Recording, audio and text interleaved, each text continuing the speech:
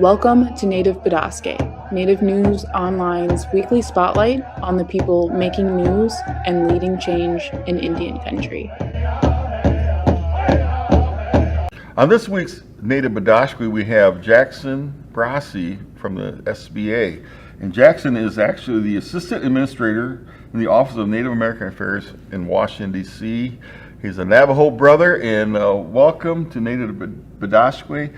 And Jackson actually was in Grand Rapids, Michigan at Grand Valley State University for the Tribal Business News Great Lakes Tribal Economic Summit today. And Jackson, thank you for being on our panel. What was your takeaway from today?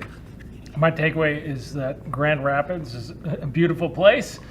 There's a great amount of energy from the Native entrepreneurs and the tribal enterprises and the tribal business departments in the Great Lakes area, and I was really happy to be a part of that. I think that we're in a really exciting time now where there are different opportunities, even with the Small Business Administration, that we haven't had prior. And I think we can use this time to grow so that if you're a Native entrepreneur, you have all the resources that everybody else has, and you're well positioned to not only survive, but to thrive. Mm-hmm. Yeah. Now, I understand your position was elevated where you report rightly to the administrator of the Small Business Administration. I know we interviewed Administrator Guzman about a year ago, and she told me, what has that meant to you in terms of work that you've been able to get done because of that? It means a whole lot. It means everything. It's not just a seat at the table. We have a leader there who listens and cares about Indian country and goes out to Indian country and meets Indian entrepreneurs where they are.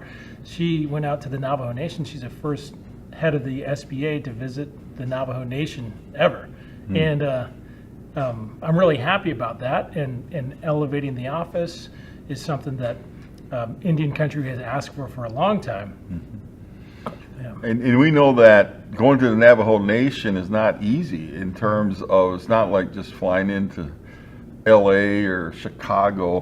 When you go to the Navajo Nation, you have to intentionally go there. There might be 2 or 3 plane stops. Yeah, there is no direct flight even to Albuquerque. We fly to Albuquerque and then we drive 3 hours from there, so each way. So that was a big undertaking for our team. That's quite a commitment, actually. That was well, my hat's off to her. Yeah. Tell me this, and I understand also that since you've been there, tribal consultation has been elevated. Tell us about that. So we updated our SBA tribal consultation policy in January of this year, and that was to align with what the Biden and Harris administration has committed to a number of different things, but at the very least consulting with tribal governments once a year or whenever some big piece of regulation could be coming through, and so whichever one is more frequent. This past month we completed 5 tribal consultations. You must be tired. I'm very tired. we went all over Indian country, including Alaska and Hawaii, and met with all different kinds of entrepreneurs that work in the 8A program and the tribes that participate and the Alaska Native corporations that participate. And I'm really happy with the way things turned out because we at the SBA heard Native voices loud and clear, and that had an influence on policy. So it's not just a matter of going out listening. It's you will purposely go back and look at what was said and try to implement. Take the comments, implement changes as needed. No, it's about listening and consultation is really an enhanced form of listening, and then we want some action out of it, and I think we've got that this year.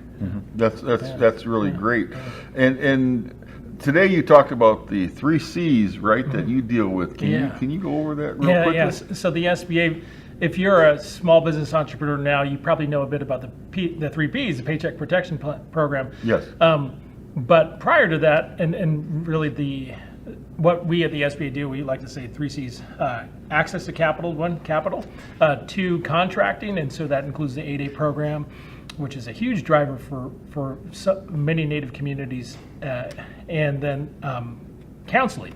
That includes training, technical assistance, and what I mentioned just really all the kind of unprecedented movement and really connection with the Indian country the SBA has this year with Administrator Guzman, my boss, and in the Biden administration, elevating the office, updating our tribal consultation policy.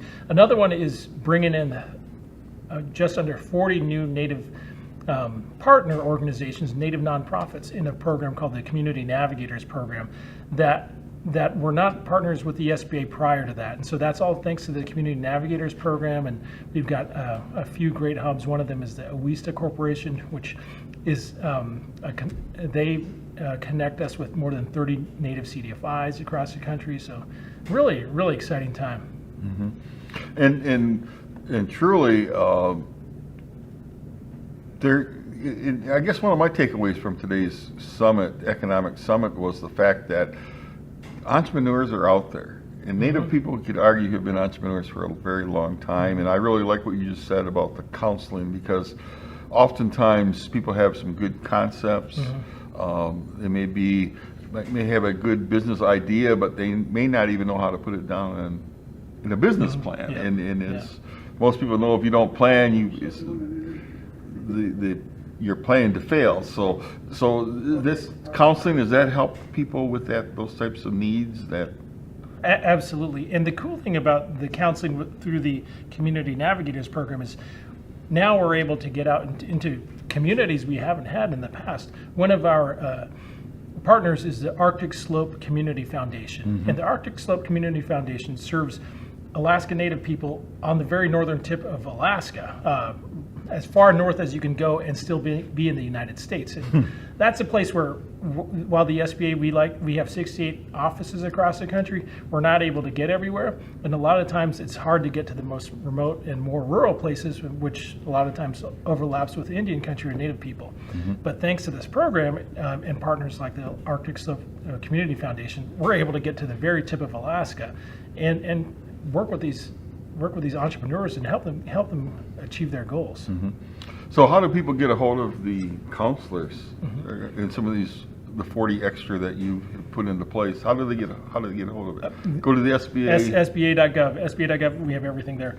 Whether you want access to capital, whether you want help with contracting, you want to get into the 8A program, and you want to learn a bit more about it, whether you want the counseling piece. And so the counseling piece, not only do we have our community navigator partners, we also have a network of other partners, including the small business development centers.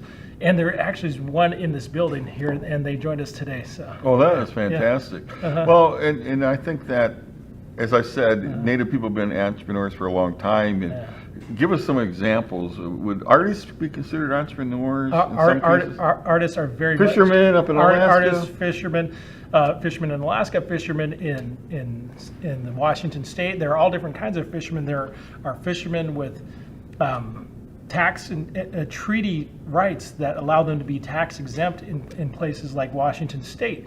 And so we were able to meet with some of these folks in the Lummi tribe a few weeks ago in Seattle to talk to them about their challenges of access to capital. And so if you have a treaty with the federal government that says you can be exempt from taxes on selling the fish that is on your land or in your water and in your ancestors' water, which that's great, but when you come to a bank to get a loan and they ask you for your tax records, you don't have tax records on that. So that's a challenge. And so what I'm really excited, one other thing that we're working on is something called the Native Lending Initiative, where we've identified that if you're a Native entrepreneur, you have some challenges of getting a loan from a bank or access to capital. You may need a new boat or some equipment or something. So if you need a new boat, and then you go to the bank and they ask you how much money you make, and you say X amount, and then they say, well, show us your tax records, but you can't show that because you're tax exempt because of this treaty and you're fishing on your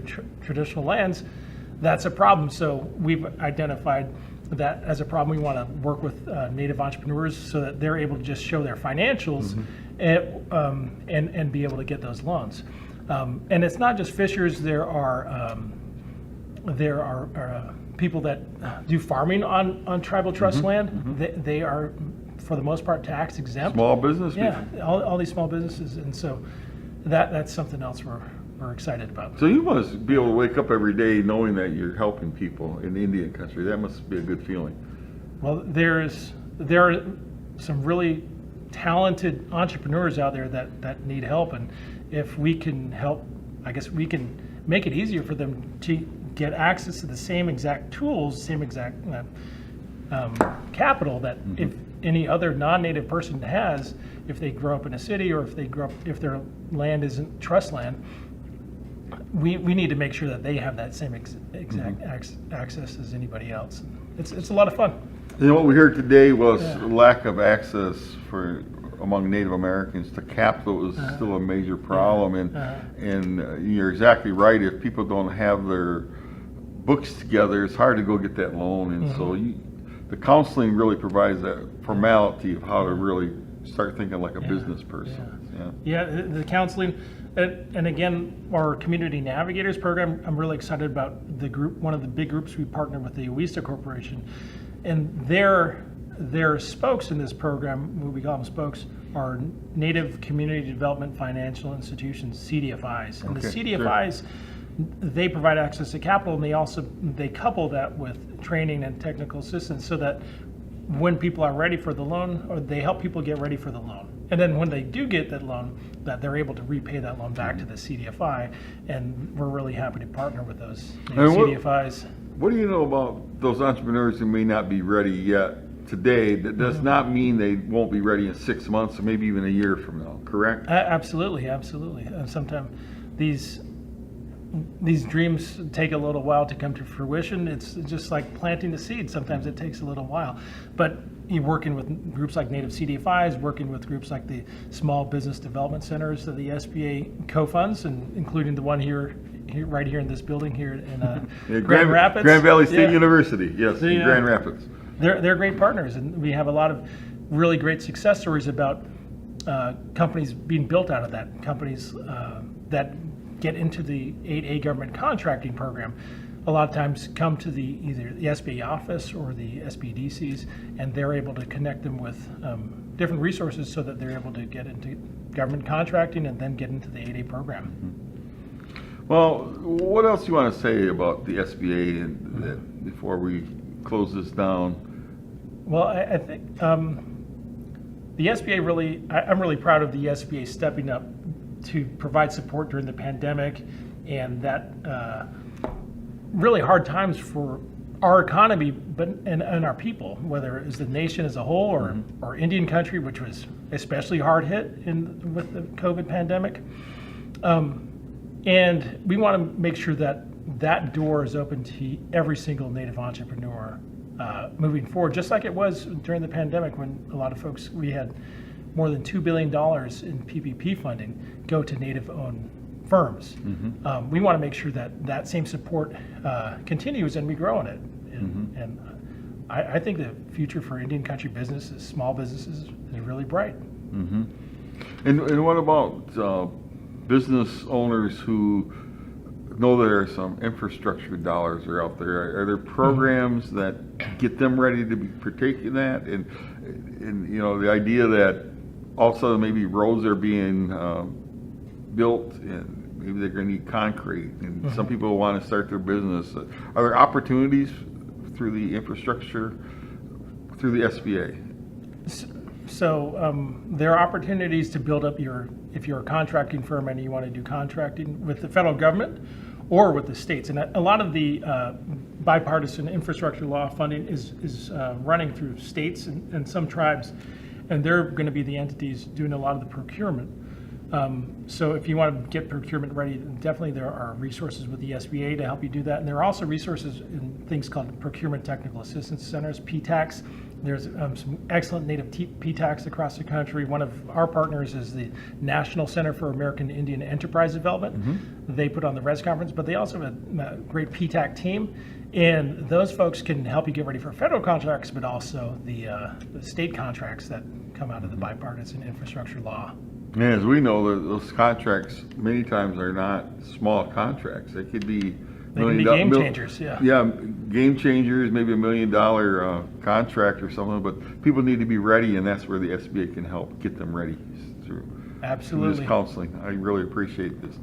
And to our viewers, I've been talking to Jackson Brossy with the SBA, and he was been in Grand Rapids for the Tribal Business News Great Lakes Tribal Economic Development Conference. And thank you for spending time with us this week with Native Bidaské, and we'll be back with another segment of Native Bidaské next week. Thank you very much. Have a great week. Thank you.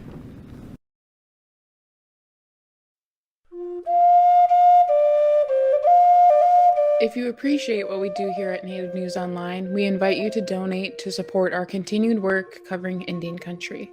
You can scan this code with your smartphone or go to the link located below this video to donate today. We greatly appreciate your support. Please be sure to subscribe to our YouTube channel and follow us on Twitter, Facebook, and Instagram. And be sure to scan this code or go to the link below to subscribe to our newsletter. Thank you for joining us today, and please be sure to join us again next week for another episode of Native Bidaské.